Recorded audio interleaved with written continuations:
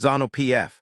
Opposition councillors nearly exchange blows during explosive meeting. The 30th of August 2025, by a correspondent vertical bar, Masvinga. Tempers flared at a Masvingo City Council meeting on August 25th, when a seemingly routine discussion descended into a near brawl between Zanu PF and opposition councillors. The drama unfolded after Councillor Senjure Manyanga suggested that the chamber should formally commend government road works in Ward 7. His motion immediately won support from fellow Zanu PF councillor Sharon Marameds. However, the proposal sparked a fierce backlash from opposition councillors Wilstaff Sightmere, Oleka Time, and Esther Zashiri, who accused Manyanga of using council proceedings for political mileage. This is not a campaign rally. We are here to focus on service delivery, not to heap praise on political parties, one councillor charged, as the heated exchange brought the session to a brief halt. The tense standoff highlighted the sharp political divisions that continue to frustrate council business. A senior council official later downplayed the fracas, saying, "Yes, there was some shouting and strong words exchanged,